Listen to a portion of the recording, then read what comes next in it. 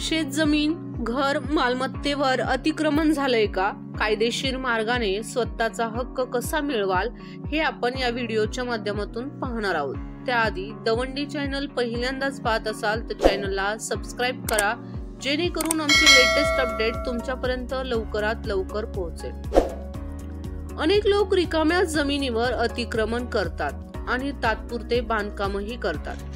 देशभरात दररोज जमीन आणि घरांच्या ताब्यांशी संबंधित वाद उद्भवत आहेत आणि जमिनीशी संबंधित वादाबद्दल लोक पोलीस स्टेशन आणि कोर्टातही जातात।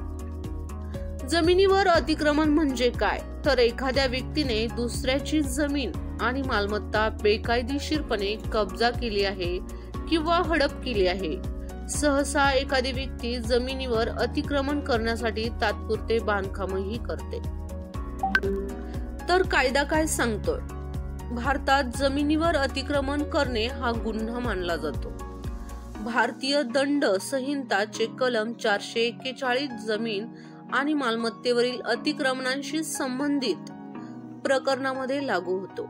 जर एखाद्या व्यक्तीने चुकीच्या हेतूने आणि बेकायदेशीर पद्धतीने जमीन किंवा घर ताब्यात घेतले तर त्याला कलम 447 अंतर्गत दंड आणि 3 महिने सक्त मजुरीची शिक्षा होऊ शकते। तर तुमची मालमत्ता बेकायदेशीरपणे व्यापली गेली असेल तर काय करायला हवे?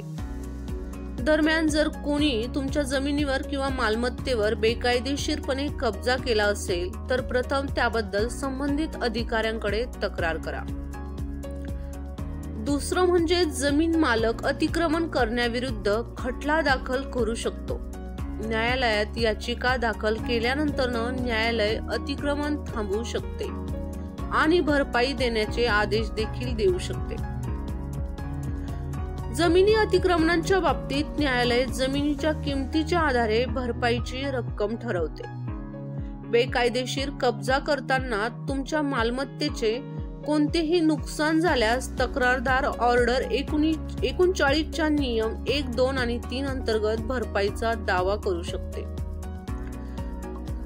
तसेच जमिनीवरील अतिक्रमणांची समस्या देखील परस्पर संमतीने सोडवता येते। यामध्ये मध्यस्थी, जमिनीचे विभाजन, मालमत्ता विकणे आणि भाड्याने देणे यासारखे पर्याय समाविष्ट आहेत। व्हिडिओ आवडला असेल तर व्हिडिओला लाईक करा, चॅनलवरती नवीन आला असेल तर चॅनलला सबस्क्राइब करा व हा व्हिडिओ इतरांना देखील शेअर करा।